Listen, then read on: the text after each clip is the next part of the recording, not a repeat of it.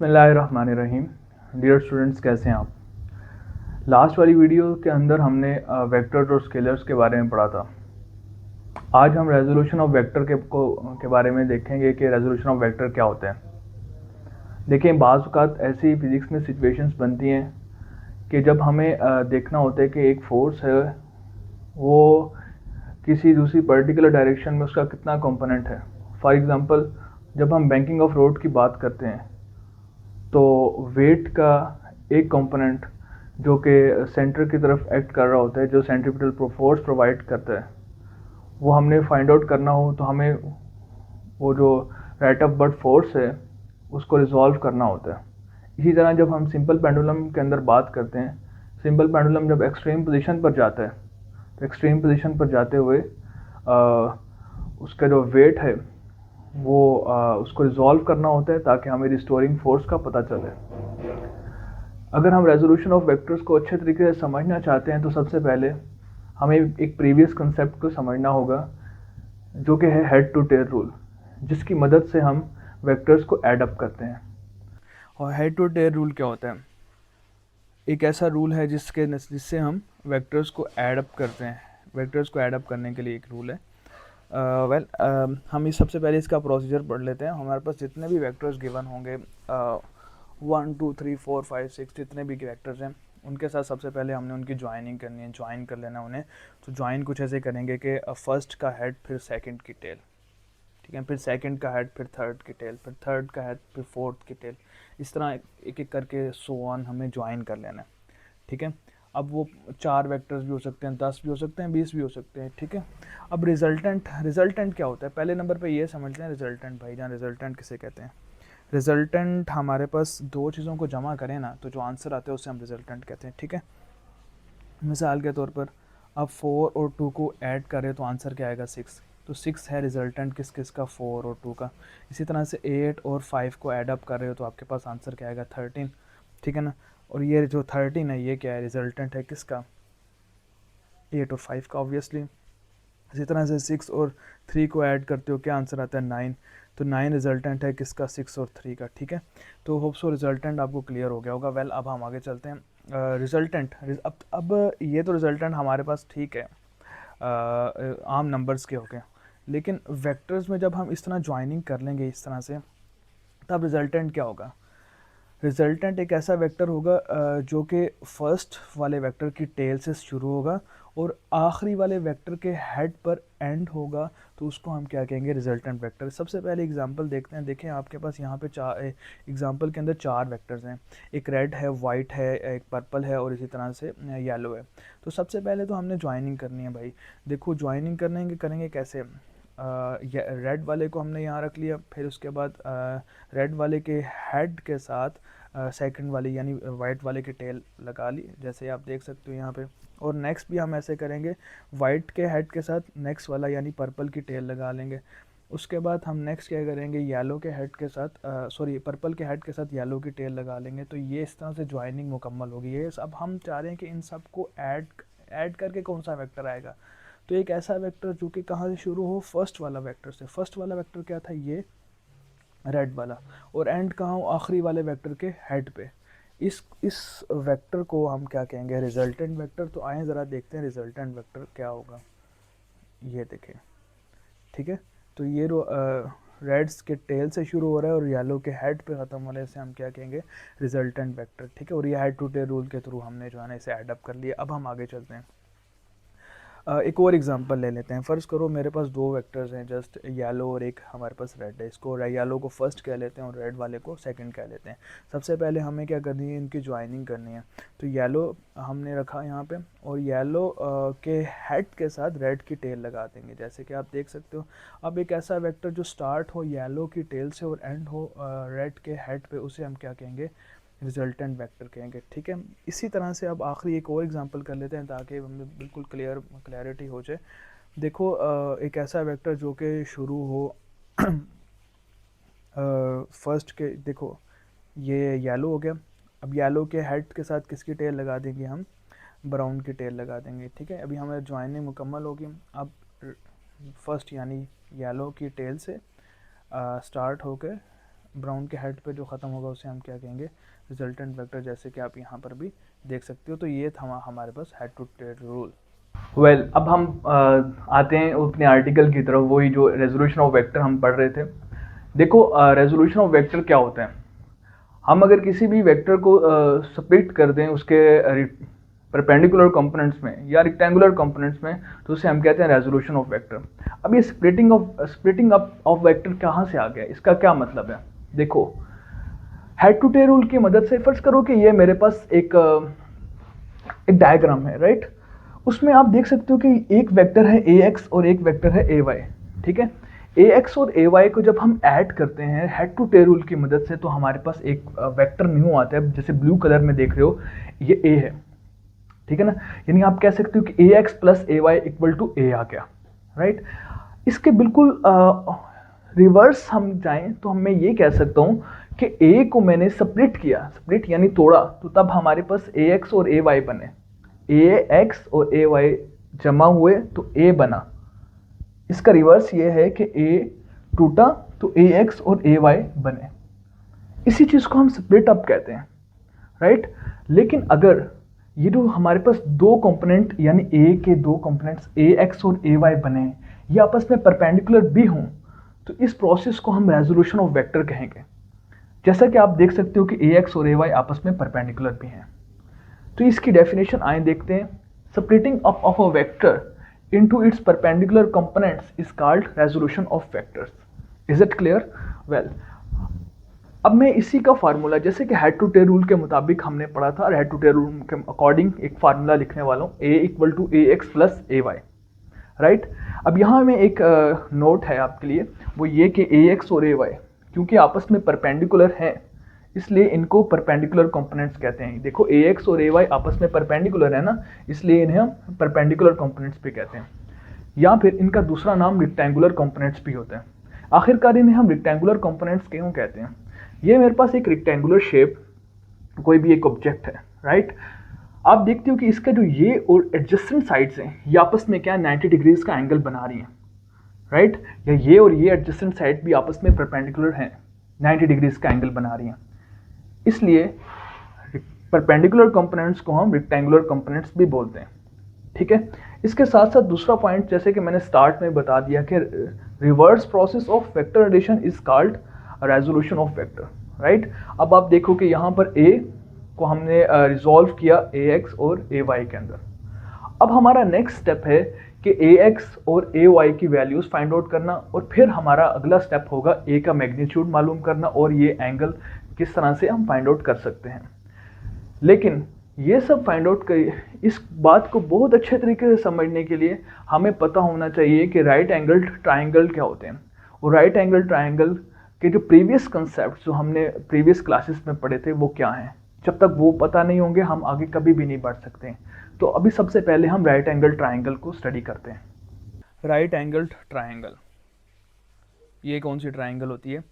सबसे पहले देख लो कि एक ट्राइंगल को ट्राइंगल क्यों कहते हैं। ऑब्वियसली ट्राई का मतलब होता है 3, तो एक ऐसी शेप जिसकी 3 साइड्स और 3 एंगल होते हैं उसे हम ट्राइंगल कहते हैं। लेकिन वो ट्राइंगल, राइट एंगल ट्राइंगल उस टाइम होगी कि उसमें से कम से कम एक एंगल 90 डिग्री का होगा, तो हम उसे क्या कह देंगे, राइट एंगल ट्राइंगल। जैसे the triangle whose one angle is 90 degree is called right angle triangle. चलो अब हम आगे चलते हैं। सबसे पहले मैंने 4 आपके सामने ट्राइंगल्स बनाई हैं। सबसे पहले ये देख लेते हैं कि इनमें से कौन सी ट्राइंगल जो है वो राइट एंगल ट्राइंगल है। तो येलो पहले हम देखने के 90 डिग्रीज बन रहा है या नहीं। चलो ये हमारे पास मैं इसको कलर चेंज कर लेता हूँ, ब्लैक में आ जाते हैं। हाँ, ये इस जगह 90 डिग्रीज बन रहा है, तो ये तो हमारे पास राइट एंगल ट्राइंगल है। और इसी तरह से यहाँ 90 डिग्रीज बन रहा है, तो ये वाली ट्राइंगल भी 90 डिग्रीज है, ये वाली ट्राइंगल भी हमारे पास 90 डिग्रीज है, और ये वाली ट्राइंगल भी 90। तो देखें एक एक एंगल तो 90 डिग्रीज बन रहा है, तो ये चारों की चारों एंगल ट्राइंगल्स के हैं 90 डिग्रीज, ठीक है। अब नेक्स्ट हमने देखना है कि ये ट्राइंगल्स के 3 साइड्स के नाम भी यूनिक हैं, हर एक के अपने अपने नाम होते हैं वो, लेकिन उनके लिए क्या रूल्स हैं। सबसे पहले ये कि हाइपोटेनस क्या होता है। देखें side in front of 90 degrees, 90 degree के बिल्कुल सामने वाली साइड को हम क्या कहेंगे, जैसे ये 90 है ना, ये 90 के सामने वाली साइड, इसको हम क्या कह देंगे, हाइपोटेनस। इसी तरह से ये 90 के सामने वाली साइड को हम क्या कह देंगे, हाइपोटेनस। ये 90 के सामने वाली साइड को हम क्या कह देंगे, हाइपोटेनस। और इसी तरह से ये 90 के सामने वाली साइड को हम क्या कह देंगे, हाइपोटेनस। ठीक है, अब हम आगे चलते हैं कि परपेंडिकुलर क्या होते हैं। देखें, एक तो हो गया हमारे पास एंगल 90 डिग्रीज, बाकी रह गए दो। उन दो में से जिस एंगल की हम बात करेंगे ना, उसे हम थीटा कहेंगे, और वो बताएगा परपेंडिकुलर क्या है और बेस क्या है। फॉर एग्जांपल यहाँ पे हम थीटा ये ले रहे हैं, ठीक है ना। अब परपेंडिकुलर क्या होगा, side in front of theta. Theta के सामने वाली साइड को हम क्या कहेंगे, परपेंडिकुलर। और इसी तरह से side adjacent to theta, theta के बिल्कुल साथ वाली जो साइड है उसे हम क्या कहेंगे, बेस कहेंगे। Is it clear. इसी तरीके से यहाँ पर भी आप देखो, ये थीटा के सामने वाली साइड, इसको हम क्या कहेंगे, परपेंडिकुलर। और थीटा के बिल्कुल एडजेसेंट साइड जो है उसे हम क्या कह देंगे, बेस कह देंगे। इसी तरह से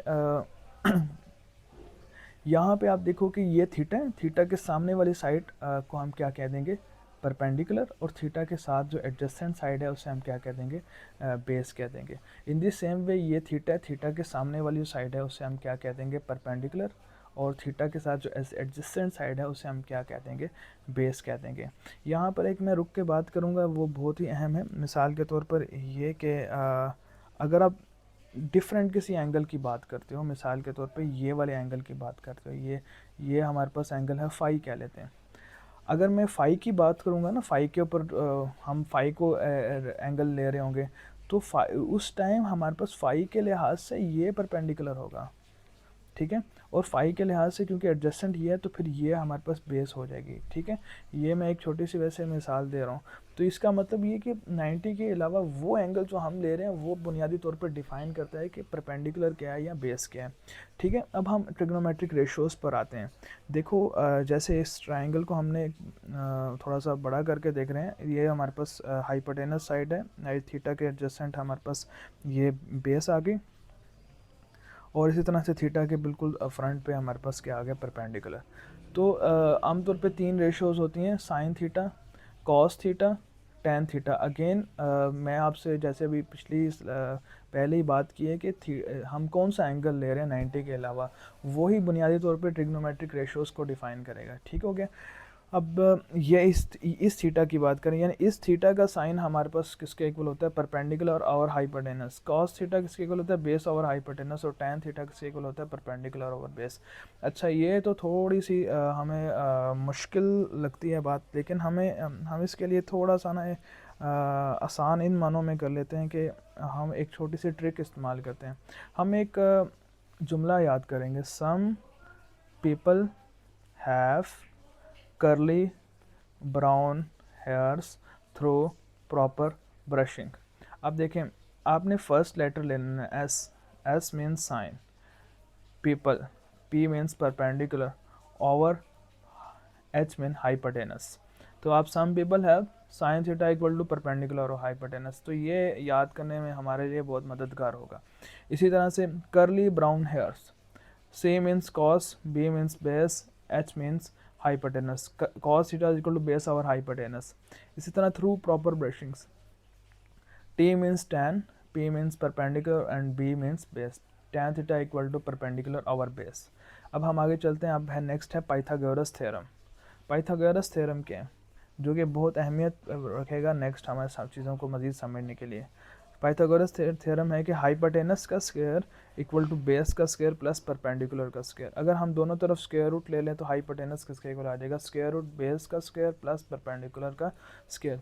ये भी बहुत ही अहम है हमें नेक्स्ट किसी भी वेक्टर को रिजॉल्व करने के लिए ये सारे के सारे कंसेप्ट हमें पता होने चाहिए।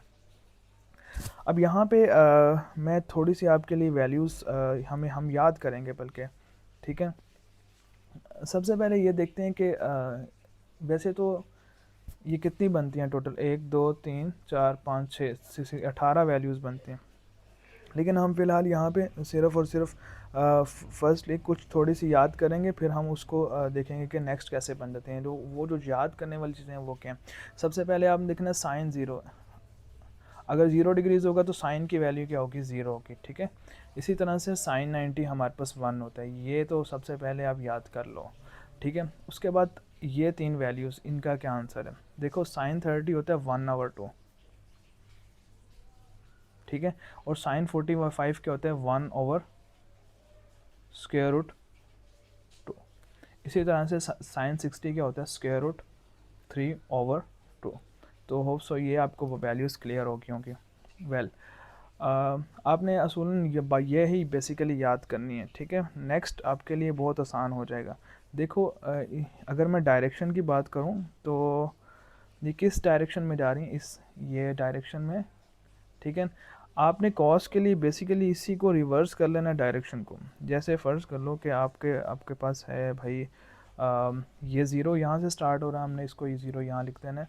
नेक्स्ट क्या है 1/2, नेक्स्ट क्या है 1/√2, फिर क्या √3/2, और फिर क्या है 1। तो आपको सो ये वाली वैल्यूज़ अब इजी हो जाएगा हमारे पास। हम लोग पिछली क्लास में पढ़ते हैं कि बेसिकली टैन थीटा जो होता है वो होता है sine theta over cos theta. अब बेसिकली हम इन दोनों वैल्यूज़ को डिवाइड करेंगे, 0/1 क्या होता है 0, ठीक है। इसी तरह से ये जो 1/2 डिवाइड बाई √3/2, ये हमारे पास क्या आंसर आ जाएगा 1/√3। अब ये दोनों चीज़ें सेम है, इनको जब हम डिवाइड करेंगे तो हमारे पास क्या आंसर आएगा 1, और ये इनको जब हम डिवाइड करेंगे तो हमारे पास क्या आ जाएगा √3। 1 डिवाइडेड बाई 0 या अनडिफाइंड होता है, इसे हम इन्फिनिटी कहते हैं, ठीक है। अब 180 वाली वैल्यूज़ भी बहुत ज़रूरी हैं, स्पेशली जब हम क्रॉस प्रोडक्ट और स्केलर प्रोडक्ट्स करेंगे, तो ये भी कोई मुश्किल नहीं है। देखें साइन 180 ज़ीरो, ठीक है, कॉस 180 -1, और टैन 180 ज़ीरो।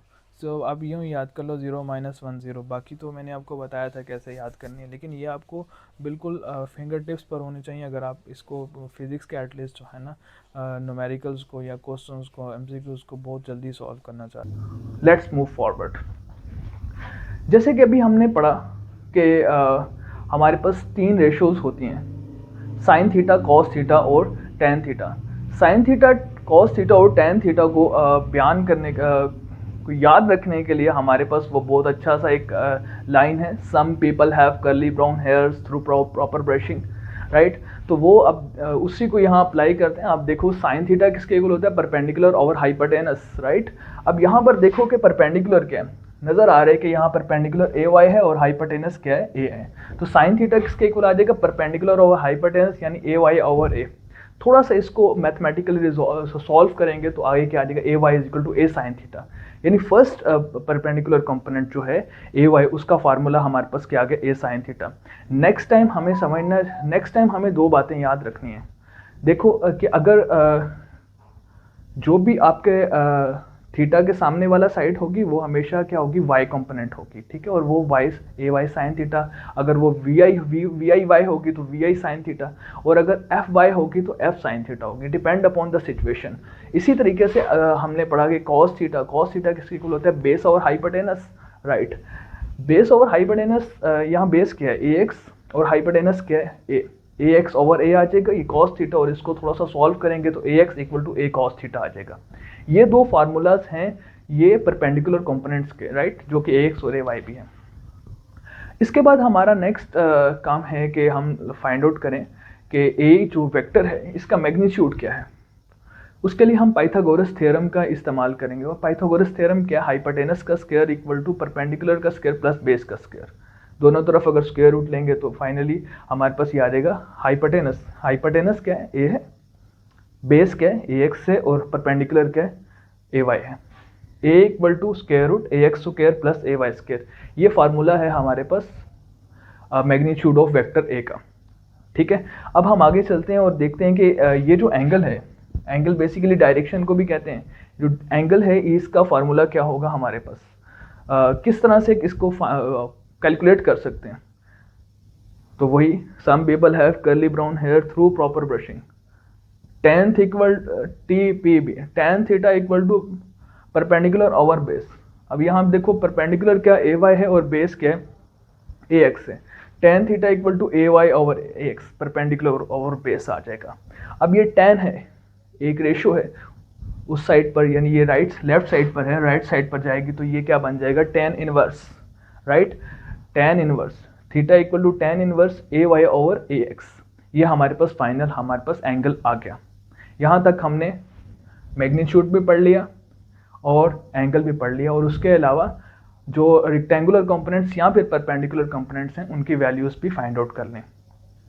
इससे आगे बढ़ते हैं और हम देखते हैं कि पोजीशन वेक्टर्स क्या होते हैं। लेकिन पोजीशन वेक्टर्स को समझने के लिए हमें पता होना चाहिए कि यूनिट वेक्टर क्या होते हैं। इसी तरह से हमें ये भी पता होना चाहिए कि रेक्टेंगुलर कोऑर्डिनेट सिस्टम क्या होता है, एक्स एक्सिस क्या होते हैं, वाई एक्सिस क्या होते हैं, जेड एक्सिस क्या होते हैं। तो आओ ज़रा पहले इसको हम देख लेते हैं। यूनिट वेक्टर्स क्या होते हैं। यूनिट वेक्टर की डेफिनेशन है कि vector is unit vector in a given direction with magnitude 1। पहली इसकी खसूसियत क्या है कि उसका मैग्नीट्यूड क्या हो, 1 हो, ठीक है ना, किसी पर्टिकुलर डायरेक्शन में। और ये किसी भी वेक्टर को डायरेक्शन देता है। यूनिट वेक्टर बेसिकली क्या करता है, किसी वेक्टर को डायरेक्शन देता है, ठीक है। A unit vector of A is written as A hat के तौर पे इसे लिख लेते हैं, ठीक है। और ये किसके इक्वल होगा, A hat equal to A magnitude over A vector over A magnitude, ठीक है।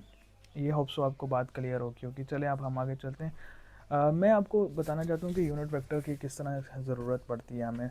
वैसे फ़र्ज़ कर लो ये एक्स वाई कोऑर्डिनेट है हमारे पास, हम यहाँ पे कह लेते हैं कि ये 1 फासला है और ये 2 डिस्टेंस 3 और ये हम कह लेते हैं 4, ठीक है। इसी तरह से ये वाई की डायरेक्शन 1 2 और चलें यहाँ तक 3 तक की बात कर लेते हैं, ठीक है, ओके। अब फ़र्ज़ करो कि मेरे पास भाईजान है एक लाइन को चलो मैं हाईलाइटर से कर लेता हूँ। वेल ये मेरे पास एक लाइन है। अब बताएं कि ये कितने इसकी लेंथ क्या है। चलिए अगर हम ये जो गिवन स्केल है इसके अकॉर्डिंग भी बात करें तो इसकी जो लेंथ है हमारे पास वो कितनी आ रही है, 3 आ रही है। लेकिन क्या ये 3 जो है इसकी कोई डायरेक्शन नहीं है, डायरेक्शन है। आप कहेंगे नहीं इसकी तो कोई डायरेक्शन नहीं है क्योंकि हमें पता है जस्ट लाइन है एक। लेकिन वहीं पर अगर हम इस मैग्नीट्यूड जो कि एक जस्ट नंबर है उसके साथ अगर हम एक यूनिट वेक्टर लगा दें जैसे कि आई होता है जो कि एक्स एक्सिस के अलॉन्ग होता है तो ये एक वेक्टर बन जाएगा, ठीक है। इसी तरह से जैसे मैं एक और मिसाल देता हूँ कि इस अगर मैं जस्ट ये लाइन की बात करूँ, ये लाइन देख रहे हो आप, अगर मैं जस्ट आपसे यही पूछूं कि इस लाइन का मैग्नीट्यूड कितना है तो आप कहोगे हाँ ये 2 है, ठीक है। लेकिन अभी इसकी कोई डायरेक्शन नहीं है, जस्ट एक नंबर है जैसे कि 9 है मैग्नीट्यूड, ठीक है। लेकिन वहीं पर अगर हम इसके साथ एक यूनिट वेक्टर लगा दें जे वेक्टर जो कि वाई एक्सिस के अलॉन्ग होता है तो ये क्या बन जाएगा हमारे पास वेक्टर। तो इसका मतलब कि हम जस्ट किसी भी मैग्नीट्यूड के साथ जब हम यूनिट वेक्टर लगा लेते हैं तो वो वेक्टर ही बन जाता है, ठीक है।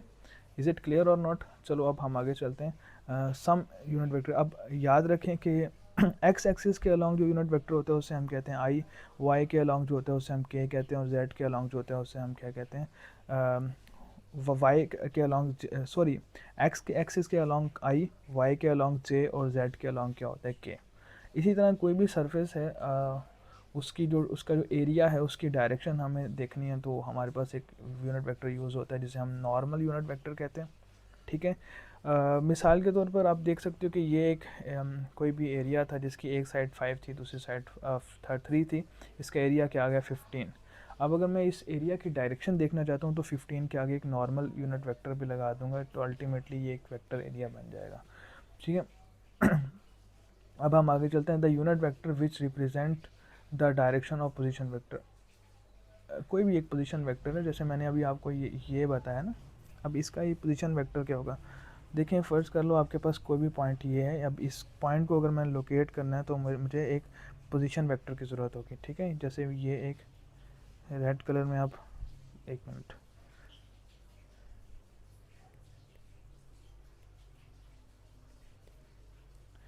ये एक चले हम इसको मान लेते हैं ये एक वेक्टर है, इसको मैं आर कह लेता हूँ, ठीक है। ये हमारे पास जो आर है ना, बिकॉज ये इस पॉइंट का बता रहे कि ये पॉइंट किस जगह पर है। जैसे आप देख सकते हो कि ये इसका अगर कोऑर्डिनेट्स देखो तो ये 3 और 2 आएंगे। 3 मीन्स डैट कि ये 3 फासले पर है और ये y से 2 फासले पर है। अब ये वाला वेक्टर जो मैंने 2j लगाया, अगर मैं इसको यहाँ पर लगा लूँ, ठीक है, फिट कर दूँ, तो आप देखोगे कि ये 2j यहाँ पर आ जाएगा। तो r किसके इक्वल आ गया? अच्छा, हेड टू टेल रूल की मदद से इसे वैल्यूज़ पुट करो तो वो किसके इक्वल आ जाएगा? 3i plus 2j। Hope so ये बात आपको क्लियर होगी। ओके, ठीक है। इसी तरह से जैसे ये यहाँ पर भी है कि कोई भी कोऑर्डिनेट्स हैं, फ़र्ज़ कर लो कि आपके पास हैं ए बी कोऑर्डिनेट्स हैं, ठीक है, तो तब हमारे पास ए आई प्लस बी जे हमारे पास क्या आ जाएगा?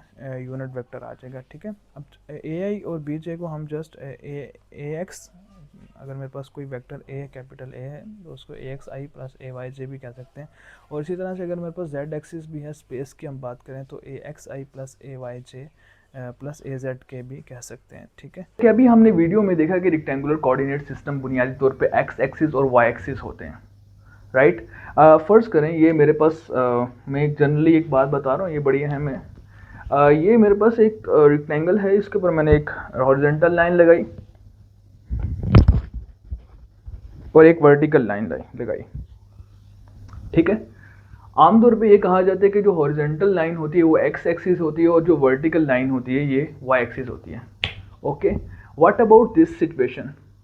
मैंने जस्ट इसी को टिल्ट कर दिया, इसका मतलब जब एक्स वाई के इक्वल होगी? नहीं, बुनियादी तौर पर ये एक मफरूज़ा या हाइपोथेसिस गलत है कि वर्टिकल लाइन ही वाई एक्सिस होगी या हॉरिजॉन्टल लाइन ही एक्स एक्सिस होगी। बाज़ औक़ात ये सिचुएशन चेंज हो सकती हैं, लेकिन जो जेड एक्सिस है वो हमेशा एक्स और वाई डिफाइन करेंगे, ठीक है। जैसे फ़र्ज़ करो कि आपके पास ये एक्स एक्सिस है और ये वाई एक्सिस है, आपने एक्स से वाई की तरफ अपने राइट हैंड की जो फिंगर्स को कर्ल करना है, तब आपके पास जेड एक्सिस बनेगा, ठीक है। वेल, अब हम आगे चलते हैं और देखते हैं कि अगर 2 डायमेंशनल प्लेन होगा तो उसमें पोजीशन वेक्टर किसके इक्वल होते हैं। वेल, अब हम आगे चलते हैं। A equal to A X I plus A Y J, ये हमारे पास उस सिचुएशन के लिए जब हमारे पास 2 डायमेंशनल सिचुएशन हो। जैसे कि अब यहाँ पर भी देख सकते हो कि a equal to A X I. अब मैं आई क्यों लिख रहा हूँ यहाँ पे, ज़रा देखिएगा। आई मैं इसलिए लिख रहा हूँ कि आई हमारे पास वो यूनिट वेक्टर है जो कि x के अलॉन्ग होता है, इसलिए मैं प्रेफर करूँगा यहाँ पे ए एक्स आई लिखना और यहाँ पे ए वाई जे लिखना। अब देखिएगा, ए एक्स आई और ए वाई जे दोनों ऐड हुए तो हमारे पास क्या बन गया? ए बन गया। तो यही हमारे पास फर्स्ट फार्मूला भी आ गया, राइट। अब हम इसका मैग्नीट्यूड लिखेंगे तो ये क्या आ गया? ए X square plus A Y square, ठीक है। बट क्या हो अगर हमारे पास कोई चीज़ स्पेस में पड़ी हो, अगर हमने उसकी पोजीशन को लोकेट करना है तो हमें एक तीसरे एक्सिस की ज़रूरत होगी जिसे हम जेड एक्सिस कहते हैं, ठीक है। जैसे मिसाल के तौर पर हमारे पास एक पॉइंट है यहाँ पर, अब ये पॉइंट स्पेस में पड़ा हुआ है, ठीक है। अगर हम इसको लोकेट करना चाहते हैं तो हमें एक कंपोनेंट ए एक्स बनाना पड़ेगा, एक कंपोनेंट ए वाई बनाना पड़ेगा और एक कंपोनेंट ए जेड बनाना पड़ेगा, ठीक है। अब आप देख रहे हो कि A X plus A Y plus A Z, इन सबको ऐड किया तब हमारे पास इस स्पेस में पड़े हुए वेक्टर का पोजीशन वेक्टर्स आ गया, जो कि किसके इक्वल है? A equal to A X I plus A Y J plus A Z K. अगर हम इसका मैग्नीट्यूड निकालना चाहते हैं तो इसका मैग्नीट्यूड किसके इक्वल होगा? वही ए इक्वल टू ए एक्स का स्क्वायर प्लस ए वाई का स्क्वायर और ए जेड का स्क्वायर और फिर उसका स्क्वायर रूट।